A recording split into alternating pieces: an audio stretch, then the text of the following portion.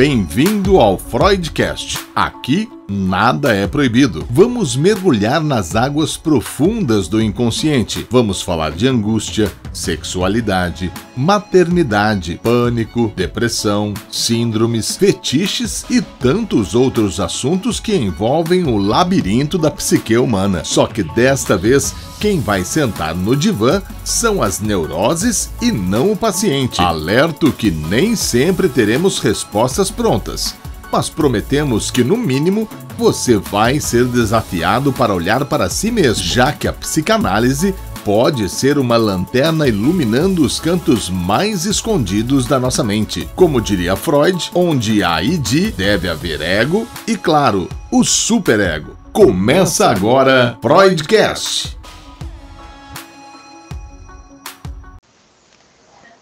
Olá, muito bem-vindo ao Freudcast. Bom, hoje eu vou falar de mamadeira, de fralda, de horário, de choro, de cólica. Bom, você já deve ter percebido que nós vamos falar sobre o reino dos bebês, né? E como que fica a rainha, né, a mãe, né?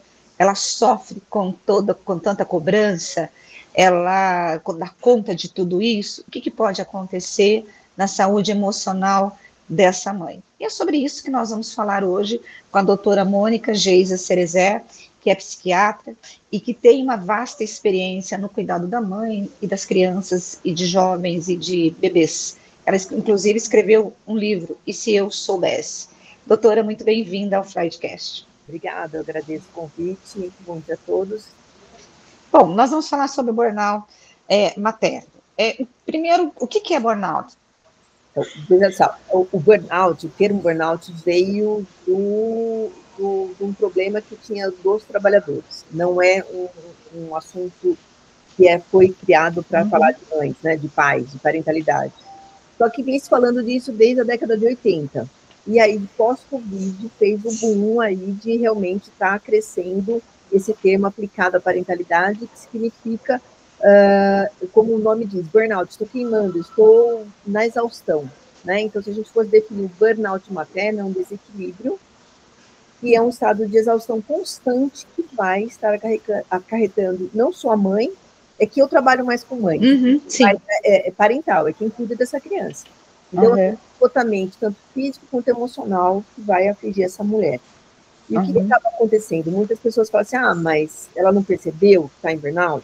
Não sabe que está passando mal? Não sabe que está precisando de ajuda? Não sabe. Porque para eu falar que eu tenho um burnout, vamos pegar um trabalhador que está numa exaustão, que está cansado, ele pode começar a estar apresentando sinais de desconforto, seja físico ou emocional, vai procurar um psiquiatra, um médico, vai ter um atestado, vai se afastar da empresa, ou vai falar, não quero mais esse trabalho, eu vou sair daqui. Agora, como que a gente vai falar para uma mãe que ela está precisando se afastar do emprego, né? Exatamente. De mãe é 24 horas, full time, ad eternum, né? A gente tem uma faixa etária que o filho precisa mais da mãe, que é muito mais intenso, mas mãe está ligada a esse filho faz da vida. Então, assim, a gente vê muitas mulheres que vão passando pela fase do estresse, e estresse é qualquer coisa que te desconforte, que amedronte, que excite, coisas boas também podem gerar estresse, que te deixem preocupada, e você vai se justificando, porque tem uma máxima que a mãe tem que ser aquela coisa que está sempre à disposição, sempre estou dando conta, eu tenho, e que é uma coisa que não é verdade, né? A mulher foi criada com esse olhar da maternagem sendo uma coisa meio romantizada, que ela tem que dar conta, ela tem que ser forte, ela tem que cuidar da casa, cuidar do marido, cuidar do trabalho, cuidar do que for, e não é bem assim. A mulher é só um ser humano extremamente vulnerável, como qualquer outro, frágil como qualquer outro, seja ele qual for. Agora, como que eu posso, doutora, diferenciar o cansaço normal de um burnout materno? Então, vou falar disso. Eu estava falando com relação ao estresse, né? Quando a gente começa a falar de estresse, a gente fala de uma curva do estresse, que tem 4 fases. Então, a primeira fase de estresse é uma fase saudável ainda, porque eu preciso de um pouco de estresse para sair de casa, eu preciso de estresse para poder fazer minhas coisas, senão a gente deita na cama e não levanta. Né? Aí, conforme for crescendo essa curva do estresse, eu entro no que a gente chama de fase 2, que é uma fase de resistência. Então, é uma fase onde é como se eu estivesse puxando um elástico e eu vou me justificando. Sabe aquela coisa do trabalho? Mas eu tenho que pegar trânsito 2 horas para ir, 2 horas para voltar, mas é assim mesmo, não sei o que, mas o chefe pediu para ficar até mais tarde. você vai contando uma historinha que tá tudo bem, só que não. Só que o que acontece? Quando eu vou esticando esse elástico na fase 2, depende da pessoa, isso pode acontecer 5 anos, 1 ano, 1 mês, 10, 20, depende de cada um, como eu tenho resiliência frente àquela coisa que me incomoda.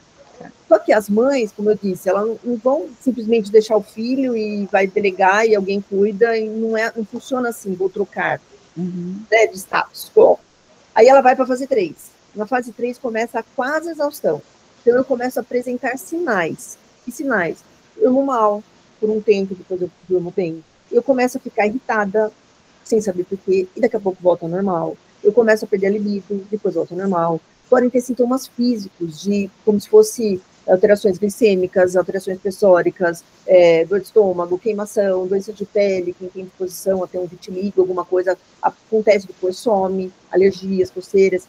E aí, se essa mulher não para se olhar, escutar, ela vai escorregar para a fase 4, que é a fase da exaustão. E aí que a gente chama de burnout parental.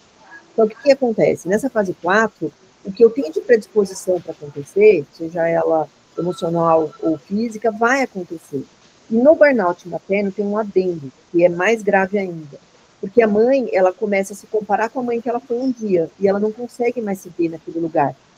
E até ficou arrepiada falando, porque é tão triste de ver que, assim, ela olha para aquele filho, que ela sabe que tem um amor incondicional, ela tem um amor ali, né? Mas ela não está dando conta, né? Ela não dá conta e ela se afasta. Como um emprego que está me fazendo mal, eu peço demissão, ela não vai pedir demissão do filho, mas ela se afasta emocionalmente. Então, tem um distanciamento, e aquela criança que fica, ela não vai entender o que está acontecendo com aquela mãe. Em algum momento, ela presente, me abraçava, conversava, brincava, agora está distante. Então, é como se ela ficasse robotizada.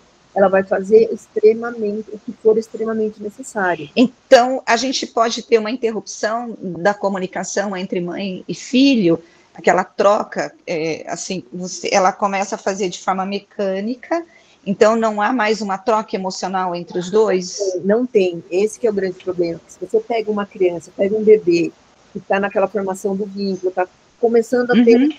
A mãe, até os 7 anos, pela medicina antroposófica, fala que a criança está presa no corpo etéreo da mãe. Então, é mãe. Com 7 anos, é mãe. Se aquela mãe está distante, a criança precisa de alguém para estar... Por favor, olhe para mim, me entenda, me veja, me cuide. Tanto que você comentou que eu fiz um livro, se pudesse, e agora saiu o outro livro, que é esse aqui, ó. Chama Me Ame Como Eu Sou. E nesse livro fala exatamente isso, a importância do ambiente, a importância dessa mulher presente, porque até os 6 anos de idade você forma os traços de caráter da criança. E a gente vai levar isso para o resto da vida.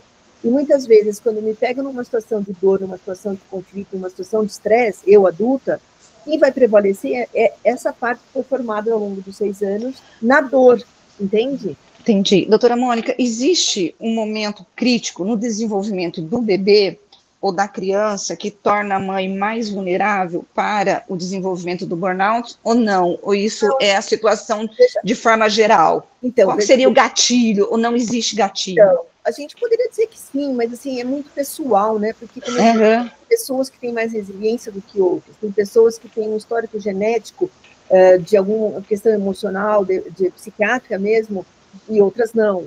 Então, o que a gente considera? Só para a gente contextualizar, né? Então, o que tem, como eu posso saber que eu estou com burnout?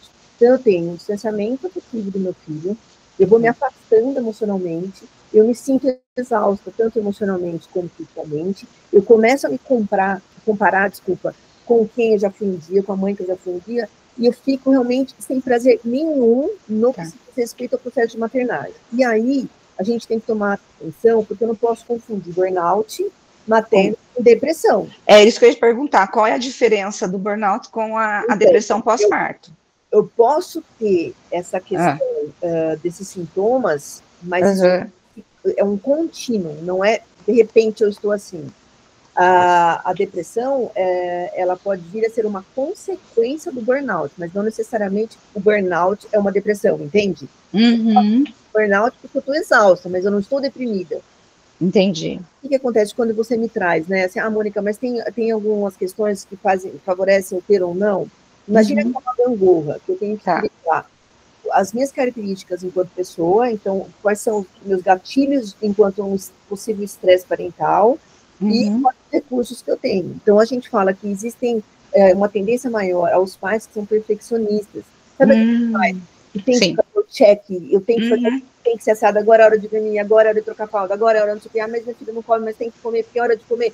A criança não é um relógio, não necessariamente ela vai estar precisando disso. O importante, assim, são aqueles pais que têm uma baixa inteligência emocional. O que é inteligência emocional? Aquela capacidade de você poder gerir suas próprias emoções, né? Poder entender o que está acontecendo. Por exemplo, a criança é um poço de emoção.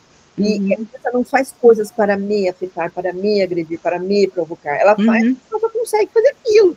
E a gente, enquanto adulto, temos que ter uma bussolinha e de estar decodificando o que está acontecendo com aquela criança para traduzir para ela o que está acontecendo. Se eu não consigo fazer isso nem comigo, como que eu vou fazer com a criança? A doutora falou um pouquinho dessa questão dos pais que são perfeccionistas, né?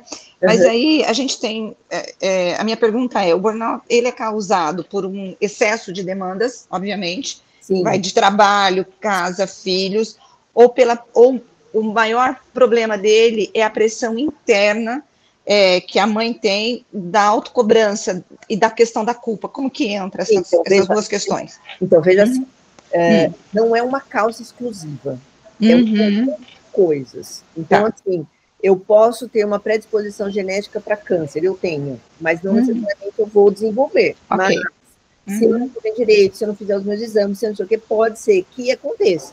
Então, não é uma coisa excluir outra, não é isso ou aquilo, é um conjunto. Pessoas mais perfeccionistas têm essa característica de desenvolver um burnout maior. Pessoas que não têm rede de apoio têm uma chance maior de desenvolver. Por isso que a gente fala até de políticas públicas para de pessoas que não têm condição financeira de estar colocando filho numa creche, mas tem que trabalhar, como é que faz? Vai deixar com quem? Né? Isso já é pressão, né? A mãe já tem o filho, daqui 6 meses, ela tem que decidir o que fazer com aquela criança. Aquilo causa sofrimento e desamparo, né? Sem dúvida nenhuma. Outra coisa interessante da gente considerar também é a coparentalidade, né? Assim, como é o meu parceiro? Eu fico sobrecarregado, porque tem aqui ainda, eu acho que é mais latino isso, né? De que a mulher tem que fazer as tarefas de casa, tem que cuidar do filho, tem que trabalhar, tem que ser mulher, tem que um monte de coisa. E isso está mudando, graças a Deus, hoje em dia está mudando um pouco isso, né? O homem está entrando mais, cuidando da criança, trocando uma fralda, ajudando no supermercado, enfim, isso é muito importante. E os fatores, assim, que a gente pode estar falando que a gente tem que estar buscando como um norte para evitar que isso aconteça, são aquelas pessoas que têm uma possibilidade maior de estar, como eu disse, né, gerenciando o emocional. Então, eu tenho mais autocompaixão, porque tem mulheres que são muito autocríticas. Então, como se elas pegassem um chicotinho e ficassem chicoteando o tempo inteiro. Ai, não devia ter feito. E isso gera culpa.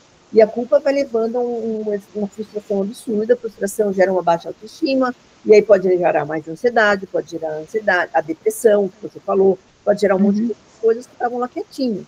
Então, eu preciso aprender a me perdoar, porque eu fiz isso, eu gritei com meu filho e não podia ter feito isso. Aconteceu, lembra? Eu acho que a maternidade, ela precisa ser tratada, assim, a maternidade do real, né, doutora? Exatamente. Porque essa romantização, ela traz uma cobrança muito grande para a mãe dela ser perfeita. Sim. E a senhora teve 3 filhos, acho que o seu livro, inclusive, fala sobre isso, né? Eu também sou mãe, e eu me lembro, quando eu tive a minha filha, que eu não conseguia tirar o pijama antes das 3 da tarde. Até o primeiro mês, até eu me organizar, eu não dava conta. Sim, então, mas você falou de uma coisa muito importante que a gente também tem que considerar como um fator estressor, e que para muitas pessoas isso nem percebe. Né? Então, por exemplo, você disse, só conseguia tirar o pijama às 3, mas são coisinhas, depois a criança vai entendendo, que é a mãe que faz. Ah, o uniforme está pronto, porque amanhã vai para a escola, cadê o uniforme? Está tudo bonitinho? A lancheira está arrumada? Tem lanche? A mochila está limpinha? Os lápis estão bonitinhos? Comprou tudo que precisava, etiquetou. Hoje em dia eu não sei mais como é que é, mas na minha época eu etiquetava o lápis. A minha também. Tá? Então, assim, são detalhezinhos que escovou o dente, não escovou, tá com isso, tá tossindo, o que eu faço? Cai muito mais para a mulher. Não estou generalizando, estou falando que está mudando. Mas, querendo ou não, isso não sai da cabeça. Sim. É uma pressão muito grande. E se aquela mulher... Por isso que eu gosto de trabalhar, eu faço um trabalho com mães, rodas de conversa, chama Mães que Ajudam Mães. É maravilhoso, porque, assim, não é um trabalho no sentido de vou trazer informações, eu vou trazer conteúdo, não é essa a proposta. A proposta é estamos juntos, entendeu? Então, no barco. Eu também continuo aprendendo, porque meus filhos são adultos, tenho um adolescente ainda, mas é uma outra etapa. Estou aprendendo também, eu vou ser mãe dessa fase. Então, assim, quando a gente divide, quando a gente troca, quando a gente se permite se colocar no lugar de que eu sou vulnerável e que eu não sei, por que as mães têm que ter essa noção do saber absoluto? Porque tem muitas mulheres, nossa, quantas mulheres eu atendia no consultório, eu não posso falar para o meu filho que eu não sei, eu não posso falar para o meu filho que eu estou mal, eu tenho que ser forte. Por que tem que ser forte? Porque a gente aprendeu isso, então a gente aprendeu a ter que ser forte, a gente aprendeu a ter que ser forçada, a gente aprendeu a ter que ser perfeita, a gente aprendeu a ter que ser apressada. Então, assim, eu tenho que saber do plano A, B, C, D, E, o que vai acontecer daqui a pouco. Então, a gente nunca está no presente, a gente está ou se matando de culpa, olhando para trás do que você fez, ou você está lá na frente pensando o que vai ser. Agora, a mãe que tem uma criança com TDAH, com autismo, essa mãe, ela tem uma propensão a ter um excesso de estresse, uma depressão ou o próprio burnout? Com certeza. Isso é um até dos pontos que a gente coloca como fator de risco. Crianças com necessidades especiais. Porque essas mulheres, muitas delas, não estou generalizando, mas muitas delas, os pais abandonam. Sim. Então, essa mulher, ela fica sobrecarregada. E, assim, não é fácil. Eu tive muito contato com isso na residência, então pode pôr mais de 30 anos lá atrás, né, no HC. E a gente viu como era difícil, porque a mãe que ia, e aí ela está levando, ela pode trabalhar, não consegue trabalhar, mas como é que faz se ela precisa trabalhar? O que eu faço com essa criança? São crianças que, dependendo do nível, né, do comprometimento, são agressivas, batem nelas, e assim, requer uma vigilância constante, 24 horas. Como é que faz? Então, não tem como, assim, não tem, assim, tem como no sentido de ter aquilo que a gente falou, uma rede de apoio melhor, seja uma rede de apoio familiar ou mais ativa, né, do governo. Agora, se a mulher não tem essa busca desse autoconhecimento, o que eu faço com o que eu sinto? Não tem que nem te perguntar, é só você olhar para você lá atrás, eu posso falar para mim, nossa, muito, o que eu sei, não sei, era um atropelo atrás, eu não sei, vai passando por cima, e quando você vê, você já está, o que está acontecendo? E não dá tempo de você se pôr no primeiro lugar. Aí, como que eu ponho o limite? A dificuldade também de pôr limite. Você não quer ver você sofrendo. Então, é tanta coisa que a gente pode... Tem um amigo meu que eu acho assim, que ele traduziu muito bem a maternidade por números de filhos. Eu vou explicar como que é isso. Ele fala o seguinte: no primeiro filho, a gente fica desesperada, a gente ferve tudo, a gente organiza tudo, não sei o que lá. Quando vem o segundo, a chupeta cai no chão, você passa na calça e enfia na boca da criança. Ele falou assim, porque a gente vai relaxando, você vai vendo que aquela coisa que você achava que ia prejudicar já não é tão ruim, e você vai se acomodando de acordo com os teus filhos. E isso é real mesmo? Assim, eu como mãe, eu posso falar com certeza, é super real. Porque, olha que interessante, eu fiz um TEDx aqui aí falando exatamente disso. Mãe não tem pau. Eu acho que a mãe tinha que ter orientação, não só a mãe, o pai tinha que ter orientação. Porque, veja, tem muitas pessoas que põem filho no mundo, mas não pararam para se perguntar, eu quero. Eu lembro que a minha mais velha tem 20, vai fazer 22. Na minha época, tinha muitas pessoas do grupo que eu convivia aqui na minha cidade, daí casa todo mundo, dos amigos. Daí tem filho, daí todo mundo vai ter filho. Mas tem muitas pessoas que falam, mas você queria ter filho? Tá todo mundo tendo, mas nem pergunta, porque assim, teria que ser uma coisa assim, por que eu tô tendo filho? Porque existe nossa, no consultório, quantas mulheres chegavam mal, porque elas optaram pela vida profissional. Sabe, CEO, diretora, estava super feliz, mas encasquetou que estava ficando velha, precisa ter filho. Mas por que você precisa ter filho? Porque a sociedade estava cobrando, né? A sociedade estava cobrando. Olha isso, que horror. A mulher também precisa ter... A decisão também tem que ser dela, né? Decidir, quero ou não quero. Porque daí você põe um filho, eu lembro de uma paciente e que o menino tinha déficit de atenção. Mas por que ele tinha déficit de atenção? Porque a mulher não estava presente. O Eric Berne, que é um dos criadores da análise transacional, ele fala isso. Eu preciso ter atenção, eu preciso receber carícia positiva, porque se eu não receber carícia positiva, eu não vou me sentir visto, eu não vou me sentir amado. Sim. E aí eu vou buscar atenção de qualquer jeito. Então, por exemplo, se não tem água, eles estavam um exemplo, se não tem água, eu tomo de água suja. Se não tem um abraço, um xingo, um grito, tá valendo. Porque é afeto, né? É afeto, distorcido, mas é. Sim. Então, tem muitas crianças aí que a gente vê. Ontem eu fui tomar um café com meu marido, eu vi duas mocinhas, não eram nem criancinhas, eram, sei lá, pré-adolescentes, sentadas tomando café com as duas mães, e tinha uma marca no chão, sabe, tipo, tem um degrau, eu não sei como é que chama aquilo. Sim. Para poder alertar, para não cair, para tropeçar? Exatamente. Ela com uma pedra riscando aquilo. Então, um tantão assim, não tem mais. Aí eu falei, essas mães não vão fazer nada? Cadê o limite? Eu falei, bom, vou ficar aqui, vou observar, porque né, a gente tem um limite. E daí a mãe, não, mas cuidado com o dedo. Ou seja, não tem esse olhar de que aquilo foi feito para ajudar outra pessoa que pode se machucar. Sim. Então é muito complexo isso tudo. Hoje em dia tem muitos pais que não são pais adultos, são crianças. Crianças sendo crianças, né? Agora, sendo crianças. Quais são os impactos do burnout materno na relação entre mãe e filho e entre mãe e pai? Então, com certeza, vamos começar pelo pai. Parceiro, pela parceira. Aumenta substancialmente o índice de conflito, de atrito. Então, a chance dessa família ir embora é enorme. Para o filho ele vai estar mais suscetível a uma mulher que ela está com um limite, vamos imaginar assim, com uma bateria bem baixinha, então, assim, ela não tem filtro. Então, ela vai gritar, ela vai bater, ela vai xingar, então o nível de abuso físico e verbal vai crescer absurdamente. Então, ela não tem uma tolerância para falar, peraí, deixa eu respirar, deixa eu contar até 10, é normal. Vai ter um efeito muito grande na família.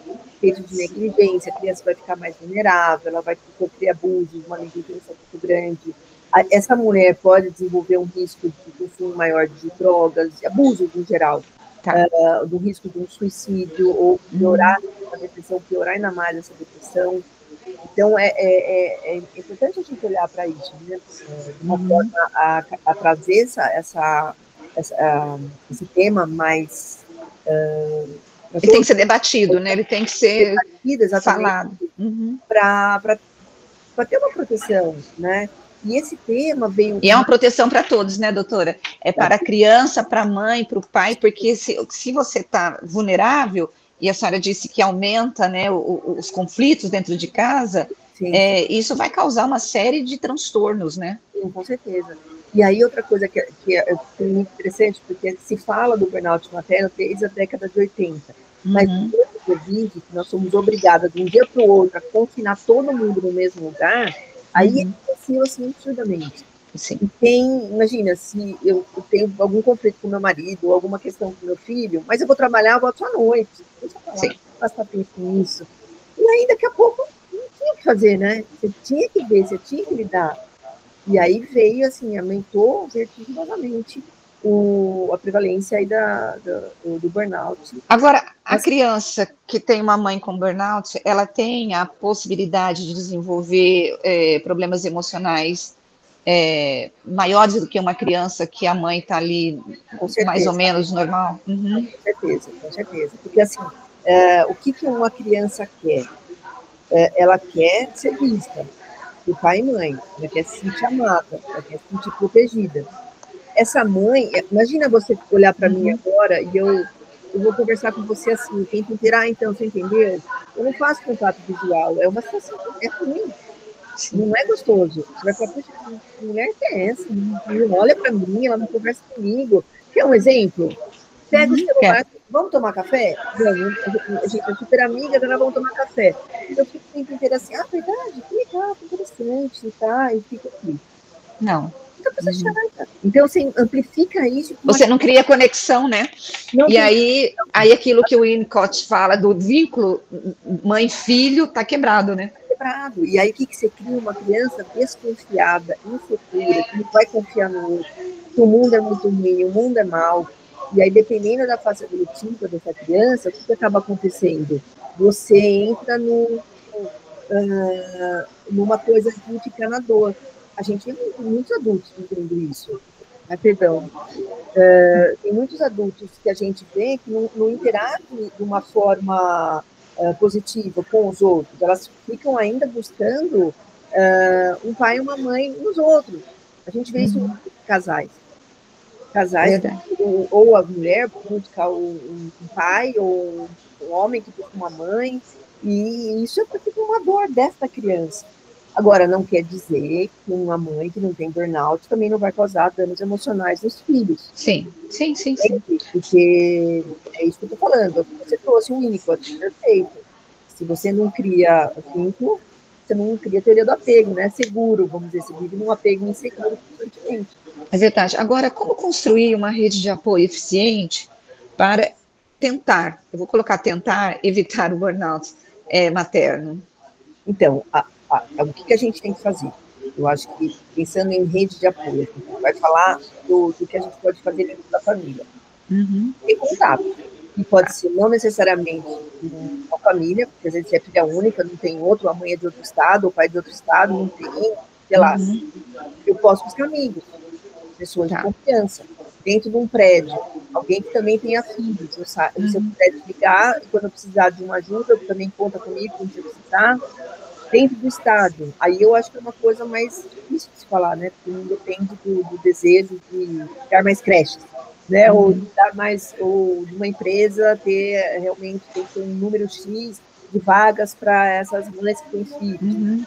Aí é uma coisa que não pode dar minhotada, que eu não tenho como estar participando. Mas... Agora, de qualquer jeito, assim, me marcou muito uma frase que você falou, que foi assim, no trabalho eu posso pedir demissão, eu posso sair e vou cuidar da minha saúde. De uma criança, você não tem como se desvencilhar, porque você é teu filho, né? Como que essa rede, por exemplo, como que o trabalho, um amigo, o marido, o tio, a avó, todos esses podem ser personagens de apoio para poder ajudar essa mãe, né? Uma ótima pergunta sua. Aí entra uma coisa super importante, que é o que eu faço no meu trabalho. Eu trabalho em 4 etapas. Primeiro, é fazer com que essas mães tenham autoconhecimento. Então, se eu não sei como eu funciono em termos de perfil, de personalidade, traço de caráter, características de comunicação, enfim, como o meu cérebro funciona, eu vou estar no momento de emoção, que é onde pega, na criação do filho, constantemente agindo como criança, na minha dor. Então, eu tenho que treinar essa mulher, né, entre aspas, para que ela busque conhecimento, para que ela consiga parar para pensar no que ela sente e no que ela está pensando. Então, a gente vive no piloto automático. Segundo ponto, eu tenho que me aceitar. Eu não sou uma mãe que vai ser igual a fulano Beltrano, que tem que for na escola tal, que tem que fazer aquelas festas, parece um casamento do bebê de 1 ano, não sei o quê, eu vou fazer o que eu acho que é importante para mim. Então, eu tenho que ter estrutura egóica suficiente para eu poder sair da média, né, vamos dizer assim. E outra coisa, eu tenho que ter ferramentas. Então, essa mulher precisa ter ferramentas para poder estar gerindo tudo isso que eu estou falando e agir de uma forma diferente que é o 4 passo. Agora, antes de chegar no burnout, o que a gente tem que fazer? Perceber os sinais. Entendeu? Então, assim, se eu estou falando de tratar só quando eu chegar no burnout, eu não frito. Aí a sociedade em si está bastante, está no sofrimento emocional bastante intenso, para não falar outra coisa. Então, a gente tem que fazer com que as pessoas entendam antes o que está acontecendo, quais são os sinais que me levam a estar entrando na curva do estresse, que eu não escorregue na fase 4. E aí eu entro, sim, no burnout. Porque o burnout é depois da fase 4, né? Estresse crônico. Então, eu já estou estressada muito antes de quando chegou esse burnout. Então, quebrar padrões, entende? E se a sociedade reza, que eu tenho que dar conta disso, que eu tenho que sair de fora. A gente tem que estar pra dentro. Então, o Jung falava isso, né? Sim. A gente olhar, quer cura, quer ficar bem, vai para dentro, não para fora. E aí eu tenho que ter punch, né, de poder me posicionar no mundo dessa forma, que é uma forma minha de ser, não uma forma que foge à regra que a sociedade dita. Doutora, a gente pode se permitir, a mãe, né, pode se permitir, talvez, assim, ser mulher, se permitir sair com as amigas dentro dessa maternidade, quando você tem aquela coisa da simbiose dos dois, né? Sim. Como que uma mãe, ela pode se permitir outros papéis além da maternidade para poder ser saudável? Eu vou falar uma coisa que eu queria muito ter ouvido lá atrás, pequenininhos. E aí eu lembro uma vez que eu estava fazendo um curso, e aí os meus filhos perguntaram alguma coisa, que eu falei assim, a mamãe ama vocês mais do que tudo. Eu falei, não, a mamãe se ama mais do que tudo, vocês vêm em segundo lugar. Por quê? Se eu não mostro para os meus filhos que eu me amo, que eu me valorizo, que eu me priorizo, o que eu estou ensinando para eles? Verdade. É aquela coisa da máscara do avião. Se eu for cuidar deles, né, quando cair, uma despressurização, morreu todo mundo, né? Eu vou desmaiar antes deles. Então, a gente se engana que amar é evitar dor, é fazer com que eles tenham tudo, é dar tudo, é estar sempre disponível. Eu lembro da primeira filha, eu tenho que ficar do lado dela, como que eu faço? Ela vai brincar sozinha? Eu tenho que ficar por aqui se ela precisar, eu tô aqui. Não, isso é mentira. Isso é mentira. Você cria crianças inseguras, você cria crianças dependentes, você cria crianças que dependem de você para regular emocionalmente. Entende? Então, assim, se eu pudesse falar para quem está nos ouvindo, mostre para os seus filhos que você se trata como a pessoa mais importante do mundo. Sim. Se dê momentos para você, além de ser mãe, você ser mulher, você ser esposa, você ser amiga, você ser filha, você ser profissional. Tem muitas mães que adoram trabalhar. Ah, não, mas eu vou cuidar dos meus filhos. Olha, se você tem oportunidade de até os 2 anos, 3, ficar com seus filhos, beleza, porque nessa faixa é muito legal estar com a mãe. Porque dá 3 anos é como se não tem mais bebê, você tem uma criança. Então, é a fase que vai para a sociedade, né? Vai para o social. Então, que bom, deixa aí, não precisa mais desse grude.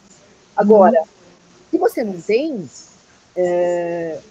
tem muitas mães que deixam de lado os seus sonhos, deixam de lado os seus desejos. E vão ser mulheres frustradas, né? Vão ser mulheres frustradas. Quantas? E ainda, quantas eu tenho que ir no consultório que veio, nossa, mal, porque optou em cuidar de filho, e aí depois o marido encontra outra e larga. E aí o filho também vai seguir a vida deles, e aí vida dele, e depois ela acha que o filho está abandonando, né? Mas, aí ela põe um peso no filho que não é dele, né? Então, você gera culpa no filho. Eu tive um caso agora, uma seguidora me falou, eu tô com problema, me ajuda, porque meu filho arrumou uma namorada, e aí agora eu tô me sentindo abandonada, ele só fica no celular com ela, vai pro quarto, não fala mais comigo. Eu falei, que bom! Você encontrou seu filho, ele está indo para a vida, ele encontrou alguém. Agora, você precisa encontrar o que fazer para você. Entende isso? Eu posso dividir uma situação, eu casei com 3, mas quando eu recebi a notícia que eu ia me separar com os 3 Chico, essa semana que eu estava sozinha, isso... Falando, cara, o que eu vou fazer? Eu não sei o que fazer, porque eu sabia trabalhar e ser mãe. É isso. Os hobbies, as coisas que eu gostava de fazer, se perde. Então, quem está nos escutando, não faça isso. Por isso que eu escrevi o livro, se eu soubesse. Então, não faça isso. Cuide-se. Dê tempo para vocês. Vão viajar com o casal. Vai passear com o esposo, parceiro. Vai curtir esse momento a 2. Porque antes de vocês serem pais, vocês são marido e mulher. É homem e mulher. Né? Depois, os filhos. Aí vocês viram pais, né? Então, pode tocar a ordem dos fatores. Sim. Agora, só para a gente ir aqui para a reta final da entrevista, né? Você escreveu o seu soubesse, você me mostrou a foto de um outro livro agora, que é a Mamãe... Me Ame Como Eu Sou. Me Ame Como Eu Sou, né? Onde encontrar esses livros? Como o nosso ouvinte pode obtê-los? Esse da Mamãe Me Ame Como Eu Sou, ele chegou esse final de semana aqui em casa. Ai, que legal! A gente vai estar vendendo na Eduz. Eu não subi ainda na Eduz, mas o Se Eu Soubesse está na Eduz. E também tem uma coisa muito legal da gente falar, eu estava esquecendo de falar isso, que é muito importante para as mães. No meu Instagram tem um lugar que você pode acessar um e-book, que é esse aqui, que fala da criança interior. Qual que é o seu Instagram? Fala pra gente. ERA Mônica Cerezer. A criança interior, ela habita em nós e a gente não sabe desse conceito, muitas vezes. Tem muitas pessoas, eu não sabia. Não faz muito tempo que eu descobri. Você vive sufocando essa parte. A criança interior é a parte mais linda que a gente tem. Fruta vida, que te permite sair com as amigas, e passear, e namorar, e curtir, e fazer uma mão, fazer um dia de autocuidado, né, em uma academia, etc. E se a gente não cuida dela, ela está sofrendo. E aí ela vai se manifestar em cima dos traços que eu escrevi aqui nesse livro. Que é a dor da rejeição, é a dor do abandono, é a dor de ser deixada de lado, excluída, traída, ser humilhada, de ter que sempre ser perfeita, de ser manipulada, usada. Você já pensou em viver assim? Quantas pessoas vivem assim? Terrível, né? Muitas. Agora, você consegue ajudar um número maior de mães por conta desse grupo, né? Esse grupo, qualquer pessoa pode participar ou não? Como que qualquer pessoa pode participar. Assim, daí, lá dentro no Instagram, tem como você chega no grupo. Tem um grupo também que a gente tem no humano, né? Que eu faço ou presencial ou online, dependendo da turma. Às vezes tem uma mãe que me escutou, eu vou levar umas amigas para estar fazendo. Monta, pelo menos 5 eu preciso. A gente monta, começa a conversar, e aí eu tenho assunto para falar sobre o que eu gostaria de estar trabalhando com elas por 10 sessões. Mas aí depende muito, é muito individual. Às vezes a gente continua, tem outras que terminam, e tem um grupo no WhatsApp que a gente sempre está levando, alimentando, e aí lá também tem como entrar. Se você entrar no Instagram, dá para você entrar direto no grupo. Tá certo. E eu pensa para trazer, que amanhã eu vou fazer uma live sobre limites, que eu acho uma coisa muito legal da gente estar dividindo com as mães. Quem tiver interesse, vai ser no Instagram. Tá certo. Então, olha, eu passei. Eu quero agradecer a entrevista, eu achei que foi super produtiva, super rica, e nada como você falar com alguém que vive, né, os dilemas, para quem está falando, né? Sim, então, muito obrigada, sucesso aí com seus livros, e continue ajudando essas mães, que, olha, é uma coisa desesperadora, eu sei. Rose, nem fala, eu acho que é legal isso, porque a gente faz junto. Então, quando eu escuto uma mãe que já está passando pelo que eu passei, fala, calma, vai melhorar. O que você acha de fazer assim, assim, assado? Dá sugestões, eu não sou dona do saber. Eu estou trazendo informações que, para mim, seria importante se eu soubesse. Mas a gente troca. Então, assim, é menos desesperador do que a gente imagina quando a gente se põe no lugar de uma pessoa vulnerável, uma pessoa frágil, uma pessoa que não tem que saber tudo, que não tem que ser forte o tempo inteiro. Aí você fica mais humano. Aí é gostoso da gente estar junto e contando isso para os filhos. Eu falo isso com meus filhos direto. Eu sinto muito. Mãe, tá tudo certo. Você fez o que você pôde. Que bom. Então, assim, a gente constrói pessoas que emocionalmente são mais saudáveis. Né? E que sabem empaticamente entender que nós somos só seres humanos, que temos uma história, que temos as nossas dores, e que às vezes não dá para fazer aquilo que eles gostariam, ou que a gente mesmo gostaria. Aí você diminui a culpa, aí você consegue viver um pouquinho melhor, né? Porque tem tantas outras coisas para administrar no dia a dia. Verdade. Doutora, muito obrigada pela entrevista, muito obrigada por essa companhia. E você é um tipo de pessoa que qualquer pessoa adoraria tomar um café. Sabe aquela coisa de sempre pegar numa mesa, tomar um café e ficar conversando. Eu adoro falar disso. E uma coisa assim que me faz tão bem, eu sempre, quando eu atendia, por exemplo, adolescentes no consultório, né? Um treino cognitivo, como psiquiatra, eu não via só a pessoa como uma pessoa que precisava de remédio. Sim, é isso. Que a gente tem autonomia, tem possibilidade de ser diferente por nós, somos escolhas que nós fazemos, de autorresponsabilidade. Então, além da medicação, eu trazia um treino cognitivo, que chama método PARE, que eu continuo fazendo ainda hoje. E quando eu vim adolescente, eu falava, ai, que delícia, você está ouvindo isso com 17 anos, com 18 anos, porque você vai ter uma vida maravilhosa. Você já pensou se a gente soubesse essa coisa do cuidar do emocional, como a mente funciona, triângulo dramático, estou me envolvendo em situação que não vale a pena, está gastando energia, é tão gostoso. Verdade. Eu estou apaixonada por esse tema. A gente está conversando, levando informação para mais pessoas, é o que a gente pode fazer, né? É verdade. Pode fazer. Mas muito obrigada mesmo. Um beijo para você, sucesso aí. Continue com essa paixão. Obrigada. E por amar aquilo que faz. Muito obrigada. Viu? Até mais. Fiquem com Deus. Tchau. Obrigada mais uma vez. Obrigada. Bom, e chegou a hora de dar tchau, né? Depois desse bate-papo maravilhoso, eu sei que vai te ajudar muito. E na semana que vem a gente tem um encontro marcado novamente com um super profissional da saúde mental, com dicas de como melhorar a nossa vida. Até semana que vem. Beijo. Tchau, tchau.